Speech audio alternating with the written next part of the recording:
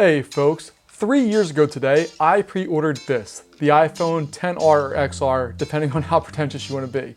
And I've been in possession of a new phone here for the last couple weeks, and I wanted to talk about it. Now before I continue, the iPhone XR or XR, whatever you want to call it, is a fantastic phone. I had it for 3 years, it's the longest I've ever had a phone. It worked really well. I liked it a lot. I still really like it, but today is the last day it's going to be with me because I need to send it back to my carrier so that it can help pay for my new phone. So what did I get? Well, you've read the title of this video. I got an iPhone 13. I did not get a Pro, I didn't get a Pro Max, I didn't get a Mini. I got the 13, and there's a few reasons why that I'll go into here, but I want to talk about the phone first. First off, let's talk about the most obvious physical difference in my opinion. It's the cameras. The XR only had one camera system, and it was pretty teeny tiny. This one has two cameras, not three of the Pro, but the iPhone 13 has two cameras. It has a telephoto and then a regular camera, I'm gonna call it. It has your typical cell phone camera. And the nice thing about this is that it gives you the ability to switch, which I've never had before. And more importantly for me, it has optical image stabilization built into the camera, which basically means if you're running around or moving a lot, the image is going to be a little bit more smooth than what it would be. You don't get that jarring running motion that you might on a different type of phone camera. With that camera comes a whole bunch of new stuff, either software-based or just because of the physical abilities of it, but I'll talk about those later. The next obvious thing that's different is the shape and form factor. They squared off the edges, stopped the whole round thing, and I find it significantly easier to hold. It's less slippy. It's still slippy, but it's a lot less slippy, and they move the buttons around a little bit. They're lower, and it's taken me a little while to get used to that. I'm used to reaching all the way up to the top of the phone. Now it's down a little farther, and everything, I think I'm trying to change the volume. I'm doing something wrong. It's okay, I'll get used to it, but it is a change if you're coming from the XR. The screen is also a massive improvement. Now, I've never been one that was really down on the 720 display of the XR. It's fine. It does everything you need a phone to do. It's perfectly fine. But when you start talking about the blacks and the different appearances of things, the 13 is all over it. It doesn't have the variable refresh screen or all that of the Pro, but again, it's a lot more money. I'm not really willing to spend that for just a few more bells and whistles for me. Some of you might be, but that's not for me. But what I looked at and found here was the black levels are just so much better. There's no comparison. When you're watching something on YouTube, the notch completely disappears. I'm not a notch hater, it's fine, I completely ignore it, but it's gone. The sidebar's just completely eliminated. It doesn't exist anymore, which is pretty cool. Speaking of the notch, it's smaller. Is it a lot smaller? No. Is it noticeably smaller? Not when you're using it, but it's smaller. So that's kind of the upfront immediate things that are different about this phone. But let's go dive into the software and take a look at it, because even though they run iOS 15, there are differences, particularly when it comes to the camera and cinema mode, which is super cool, but not fully ready for prime time yet, as you'll see. And it just has a couple of bells and whistles that the XR just can't possibly have. The first one, and depending on your use situation, may be useful, is the night mode camera, where you're able to artificially kind of light and gather information about what's going on, and you get a much more usable picture in darkness than what you do with the XR. The 13 does really good with this. I've never had another phone to compare it to, so I don't really know. But this one really does a good job. I'm pretty happy with it. And the exposure time is really not bad. It's barely noticeable compared to like the camera I'm shooting on now. If I want to get a night shot, it takes a lot longer. Also not super important is the portrait mode. There's one on the front camera now as well as the back. I can change to a couple of other settings that there weren't there before, that just software disabled, you couldn't do them.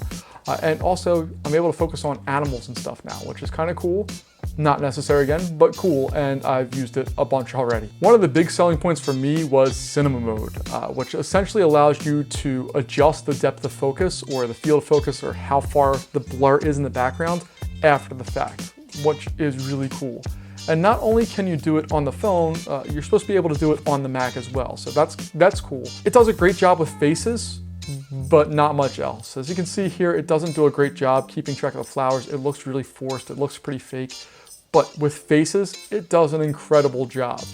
Even going back and editing, it picks up things quickly, easily, and it just does a great job finding eyeballs and attaching to them. On other things like animals or anything else like that, not the best, but it does a decent job. I also really like the slow-mo on this camera. As you can see here, this is feeding koi fish and they go bananas, but the slow motion is really good. There's lots of reflections here, lots going on, but the quality of it and how it came out is really good. And jumping in at 240 frames per second, awesome. It's just so cool. But really, there's not a lot more to say about this phone. There's really not been a lot of hype around this one because I think everybody was either going to the Pro or the Mini. The battery life has improved, blah, blah, blah, all that's fine. But when you take a look at the phone itself, it's an iPhone, and that's a good and a bad thing. You know exactly what to expect, you know exactly how it's gonna work, and you know what you might be missing out on if you're looking at other worlds of phones. For me personally, it fits in my life perfectly. I absolutely love it. It just works for everything that I need it to. I personally think the 13 is kind of the gem of the whole 13 lineup. The Pros are a little more expensive. The Pro Max is a lot more expensive, and I don't feel like I get a lot more out of that. The extra camera is awesome, and you are completely, totally missing the macro mode, which that's the only thing I wish I had. But being able to shoot ProRes, don't care about that. Basically all the other little bells and whistles, don't care about. For the Mini, it's just too small for me. I would love to be able to spend a little less money, but it's just a little too small, and I've gotten accustomed to the screen size of the 10R, and before that my 6S Plus, I think that's what it's called. But I'm happy with the screen size. It feels consistent, it feels familiar, and it just works better. The only thing they really need to do to make this phone perfect is to add USB-C, and if they could add that macro camera or feature in, that would be awesome as well. But really, it's a great phone. I'm really happy with it. I'm looking forward to spending the next 3 or 4 years with it because I don't really see things getting very different in that time frame. I could be completely wrong. I hope I am. But this is going to be my phone for the foreseeable future, and I'm looking forward to it.